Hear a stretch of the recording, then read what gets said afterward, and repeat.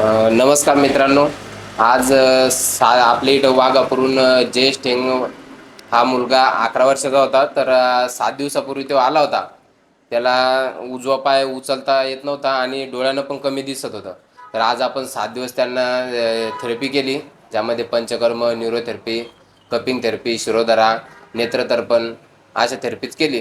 तर आज त्याला 7 दिवस कंप्लीट झाले. तर आज 7 दिवसानंतर कसा रिझल्ट आला आज आपण ते बघूया. काय नाव बाळा तुझं? जयेश ऑगस्टिन. आणि काय त्रास होता तुले? हा पाय उचललाच नव्हता जात. अच्छा. आणि डोळ्याचा कसा त्रास होता? डोळ्याला दिसत नव्हतं का?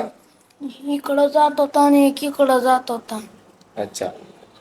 आणि आता कसं वाटतं 7 दिवसानंतर? समजा आता थेरपी केली तर 7 दिवसानंतर फरक वाटतो का तुला? हो.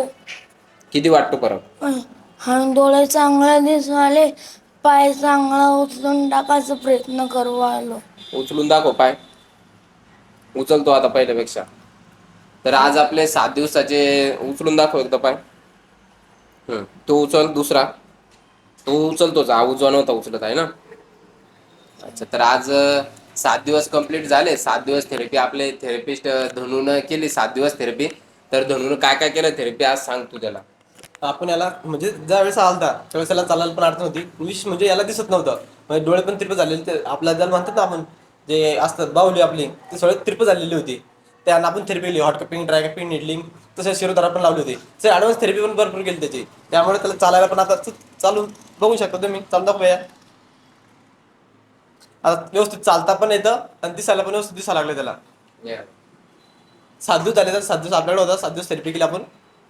तुला असं रिझल्ट आला. रिझल्ट तुमच्या समोर आहे. म्हणजे hot cupping, dry cupping, with the कर्म, तसेच डोळ्याकरता नेत्रतर्पण, विशेष म्हणजे डोळ्याकरता नेत्रतर्पण केलं. आणि लिस्ट पण लावले झालं. लिस्टमध्ये चांगला रिझल्ट आला त्याला. तर मित्रांनो, असे कोणी पेशंट तुमच्याकडे असतील तर आपल्या गंगा हॉस्पिटलला तुम्ही पाठवू शकता आणि 7 दिवसाची ट्रीटमेंट घेऊ शकता. 7 दिवसाच्या ट्रीटमेंटमध्ये जवळजवळ खूप जास्तीत जास्त फरक पडतो 7 दिवसाच्या ट्रीटमेंटमध्ये. आणि भविष्यात पण महिन्याच्या महिन्या आपल्याला फॉलोअप घ्यावं लागतं. नंतर पुन्हा आराम पडतो. जसं जसे आपण ट्रीटमेंट घेतो तर तसं तसं आराम पडत चालतो. आयुर्वेदात ॲलोपॅथीपेक्षा आयुर्वेदाकडे वळा, असं डॉक्टर पंढरी इंगळे सरांचं म्हणणं असतं. तर तुम्ही पेशंट पाठवू शकता आपल्याकडे.